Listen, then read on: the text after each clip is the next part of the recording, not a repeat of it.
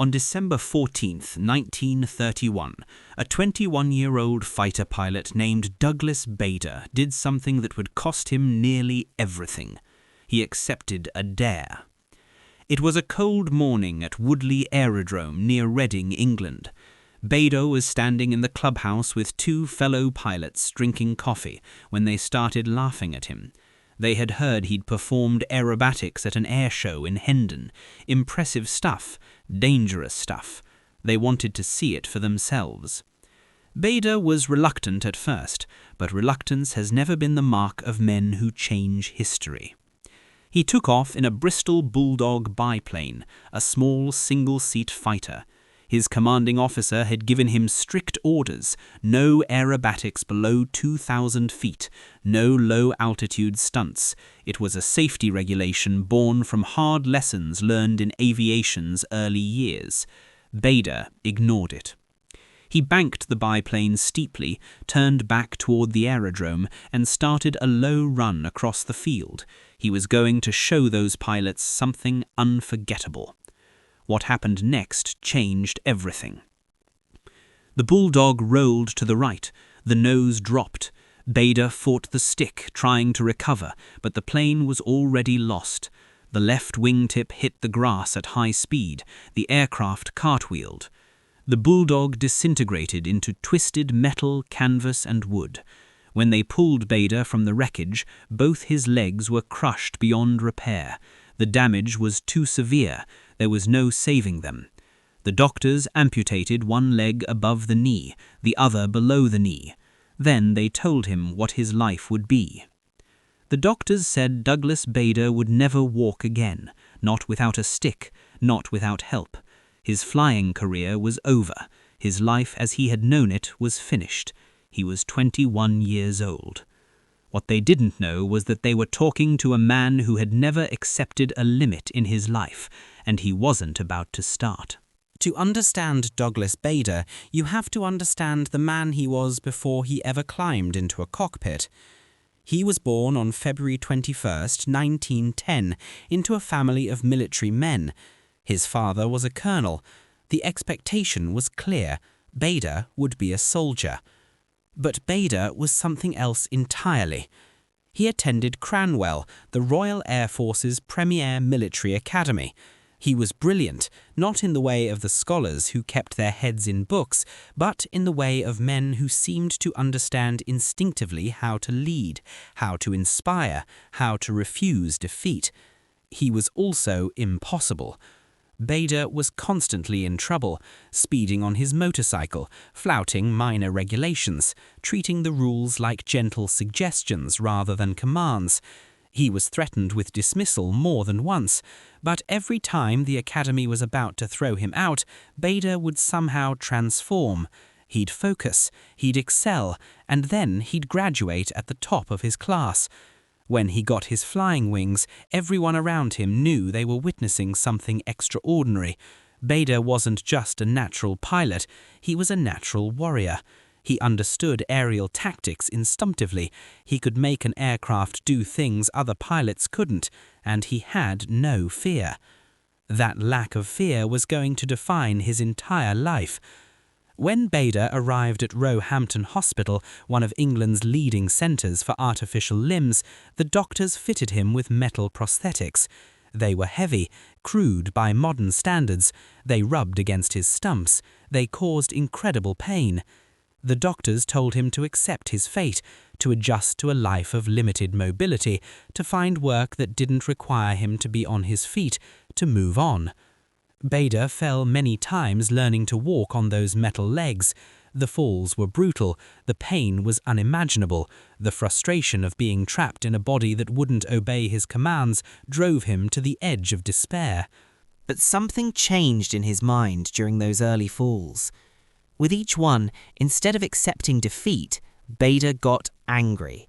Not at his body, at the limitation itself.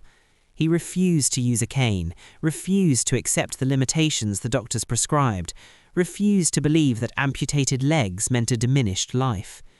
By 1932, less than a year after his amputation, Bader had done something his doctors thought impossible. He learned not just to walk on his artificial legs, but to move like a normal man, not hobbling, not gimping, walking, moving with purpose. Then he took it further. He took a disabled driver's test. He passed. He got his little MG sports car and drove it like a madman, faster than most men with 2 real legs would dare. He took it on the road and felt free for the first time since the accident. He learned to play cricket, to play golf. He competed. He won. He took his artificial legs and used them to do things that seemed impossible.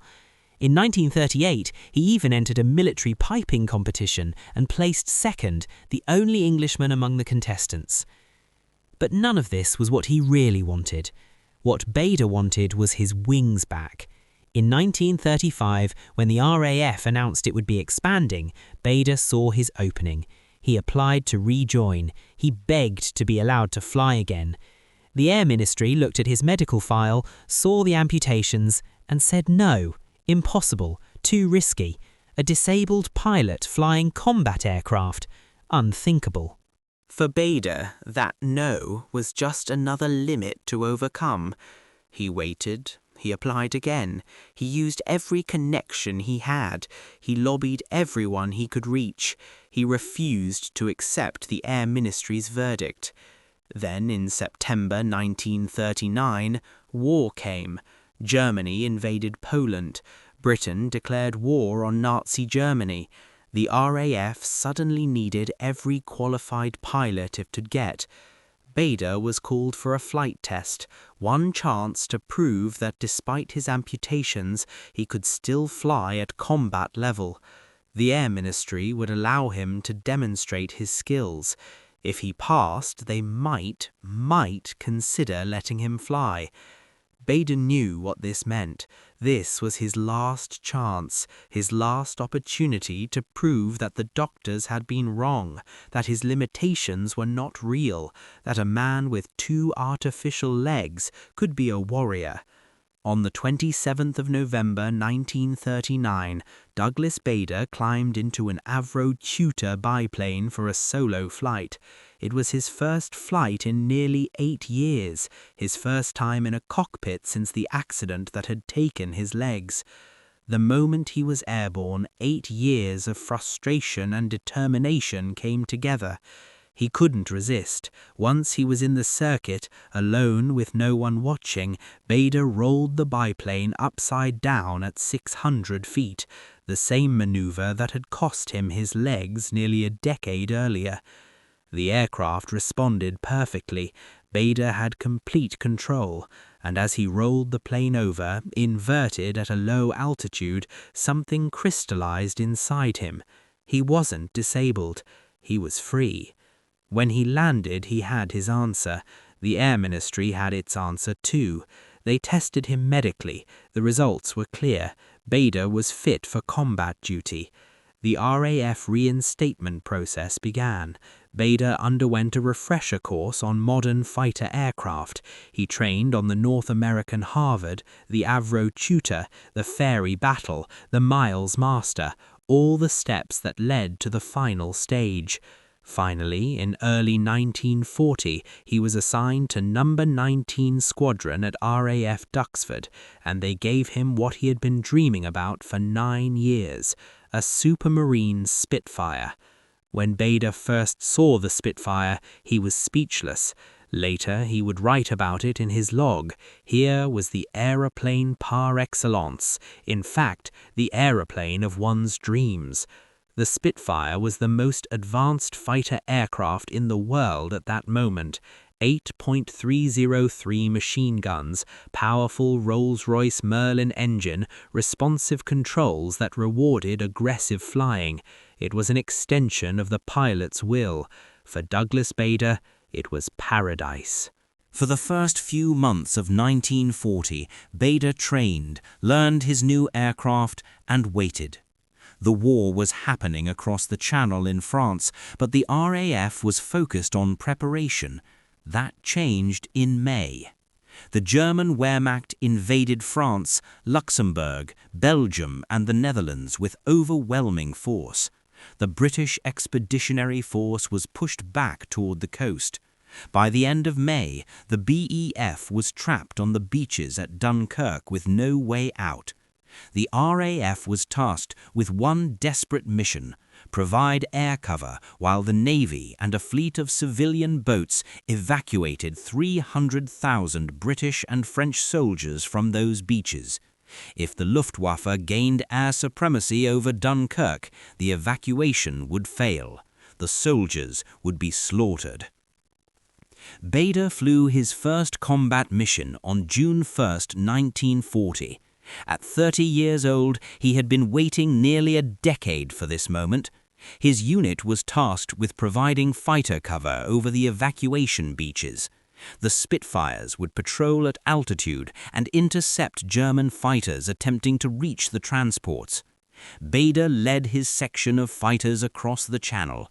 As they climbed toward their patrol altitude, the radio crackled with reports: German fighters inbound, multiple bandits, heavy formation. Then Bader saw them. A Messerschmitt Bf 109 appeared in his windscreen. A German fighter, an enemy. The war, which had been abstract and theoretical, became immediate and real. Bader had trained for this moment. He knew the theory, but theory and practice are different things. In theory, he had 2 artificial legs. In practice, as he pulled the Spitfire's stick back and the aircraft responded, those artificial legs meant nothing. The G-forces compressed him into his seat as the Spitfire turned hard. The blood would have drained from a normal pilot's legs, causing blackouts. But Bader's legs weren't real. There was no blood to drain.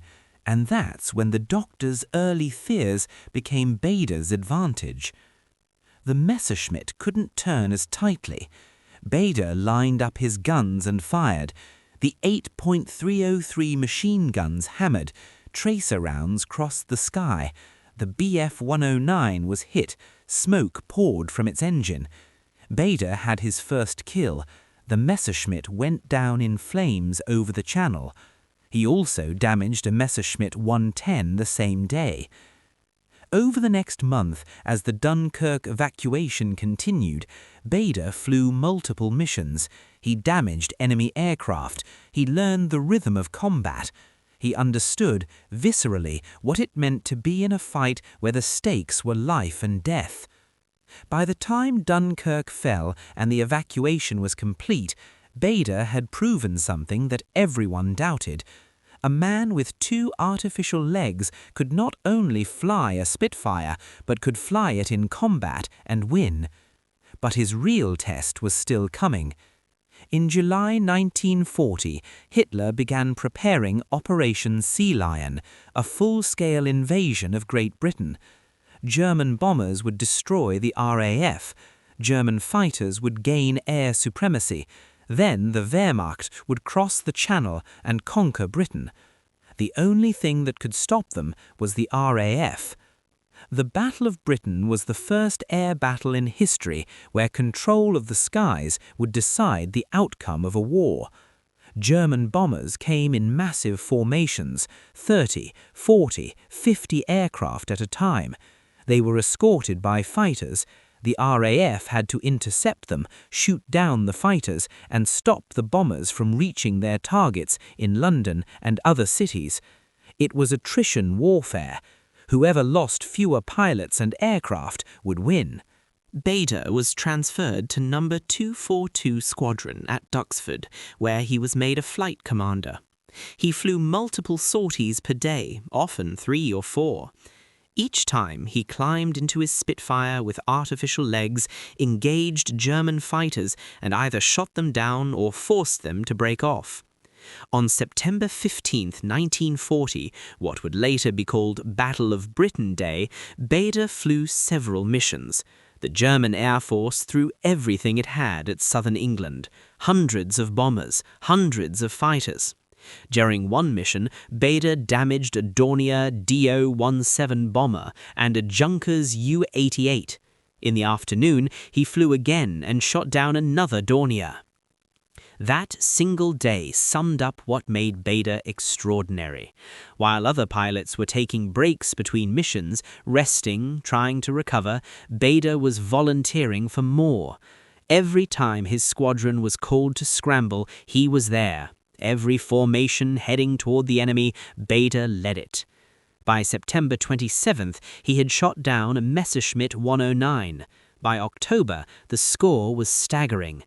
Bader had become the most dangerous pilot in the RAF. German pilots learned to avoid him. When they saw the DB painted on the nose of his Spitfire, his call sign was Dog's Body, they tried to turn away. In October 1940, Bader was awarded the Distinguished Flying Cross for his actions during the Battle of Britain.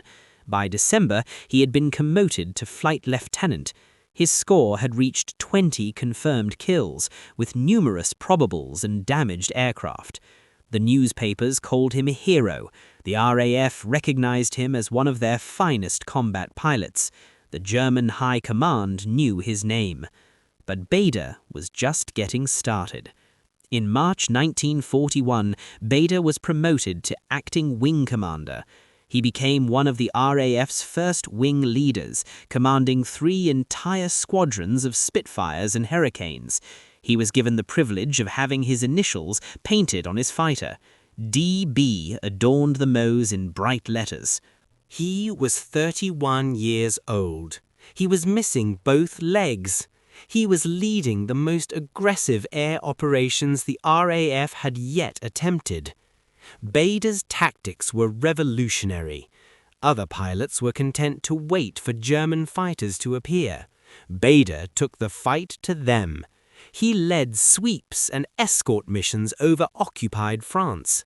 He crossed the Channel and engaged German fighters over their own territory. He invented new tactics. He pushed his pilots harder than anyone else. He flew multiple missions per day, sometimes 4 or 5. Every single day that weather permitted combat, Bader was in the air. His wing became legendary. The Duxford Wing was known throughout Fighter Command as the most aggressive unit in the RAF. Where other wings waited, Duxford attacked. Where other leaders rotated their pilots to safe positions, Bader led from the front. By May 1941, Bader's personal score stood at 20 confirmed kills. He had also damaged numerous enemy aircraft and shared victories with other pilots. This made him one of the top 5 most successful pilots in the entire RAF. And on August 9, 1941, his luck ran out. Bader was leading a fighter sweep over occupied France. His section was hunting for German fighters when they were jumped by a superior force, 4 Messerschmitts attacking from above and behind. It was a classic ambush. Bader should have died. Instead, he fought. He turned into the attack and shot down one of the Messerschmitts. He damaged another. The German fighters broke off the engagement, but not before one of them hit Bader's Spitfire. Later, historians would debate exactly what happened. Bader thought he'd collided in mid-air with a Messerschmitt 109. German records suggested he was shot down by German fire. Some historians proposed that friendly fire from another RAF pilot might have hit him. Whatever the cause, Bader's Spitfire was mortally wounded. The fuselage was gone, the tail and fin were gone, the aircraft was in a slow spin, losing altitude rapidly at what Bader estimated was 400 miles per hour. He had seconds before impact. Bader released his harness pin and tried to bail out. The canopy was jettisoned. The air rushing past the cockpit started to suck him out, but his prosthetic leg was trapped. He was still attached to his dying aircraft by his artificial limb. As the aircraft continued its death spiral, Bader's leg twisted and pulled with the forces acting on him. He hung halfway out of the cockpit, still attached to a doomed Spitfire, accelerating toward the ground. Finally, at around 4,000 feet, the retaining strap on his prosthetic legs snapped under the strain. The legs separated from his body. Bader was thrown free. He deployed his parachute and drifted down toward occupied France. He was a prisoner of war. He had lost his right leg. He was surrounded by the enemy, and his war was over. Or so he thought. When Bader landed in France, he was quickly captured by German soldiers. His artificial leg was damaged in the crash. He was wounded. He was exhausted. But the moment the Germans realized who they had captured, everything changed. Douglas Bader wasn't just any British pilot. He was a wing commander. He was one of the top aces in the RAF. He was famous throughout Europe. The Germans treated him with respect. They admitted him to a hospital in Saint-Omer to recover from his wounds. They recovered his damaged prosthetic leg and did their best to repair it. They offered him comfort, medical care, and surprisingly humane treatment. Bader was interrogated, but not brutally. The German pilots who captured him were professional soldiers who understood what it meant to be a warrior. They recognized in Bader something they could respect. And one of those pilots was Adolf Galland, one of Germany's most famous fighter aces. Galland and Bader met in the hospital at Saint-Omer. The German ace was curious about the British pilot with artificial legs who had become a legend in the Luftwaffe. Bader, for his part, was fascinated by Galland. Both men were warriors. Both men understood the code of aerial combat. They became friends. Galland invited Bader to tour German airfields. He showed him the Messerschmitt 109, the aircraft that Bader had fought so many times. Galland even offered to let Bader sit in the cockpit of his personal Me 109, a stunning gesture of respect between enemies. When Bader asked if he could test fly the aircraft, Galland laughed and refused. Even in the midst of war, there were some limits. But the conversation between the two men was remarkable. Here were two highly trained combat pilots, enemies serving opposite sides, engaging in a conversation about flying, about tactics, about the nature of aerial warfare. But friendship and respect only go so far in wartime. Eventually, Bader was transferred to a prisoner of war camp. The Germans knew who he was. They knew he was resourceful, intelligent, and dangerous. They watched him carefully. Bader didn't accept captivity. He immediately began planning escapes. His first escape attempt, he climbed down a rope made of blankets and actually managed to get away. The Germans recaptured him quickly, but they were impressed by his audacity.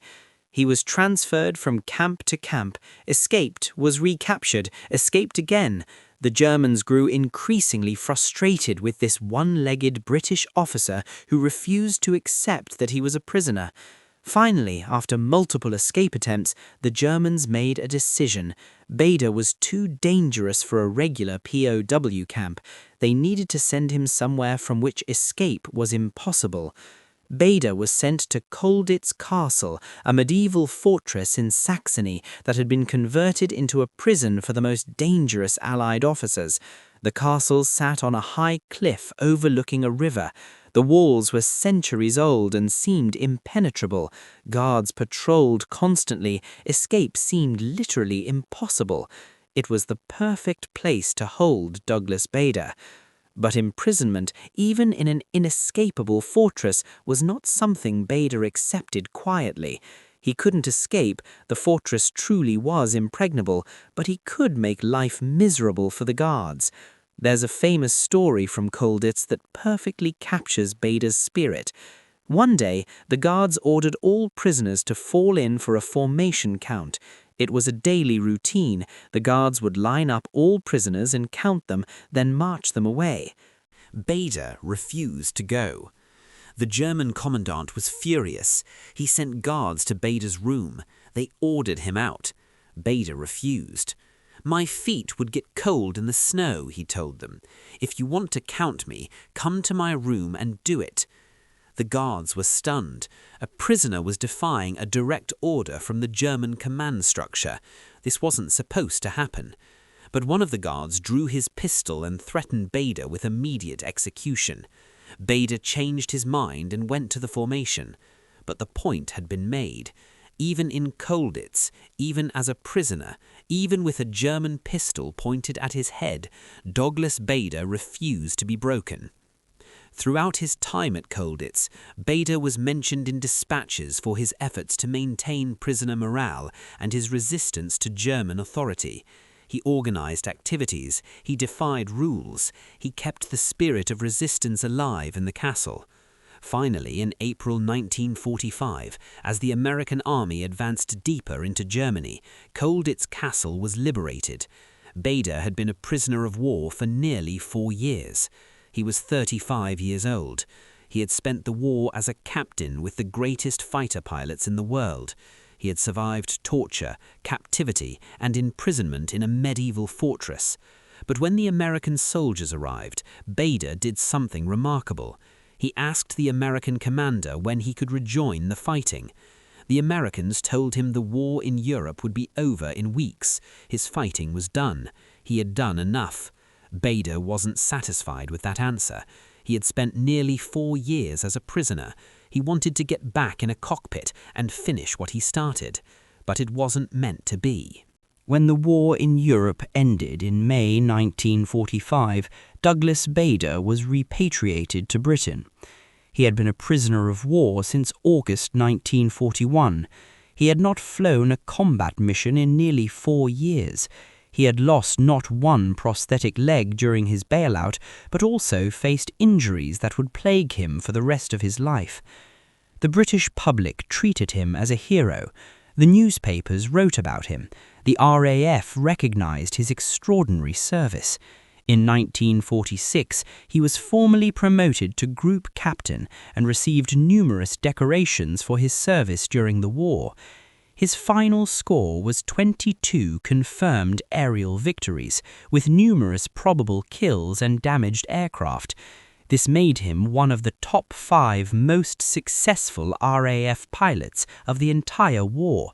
He had achieved this while missing both legs.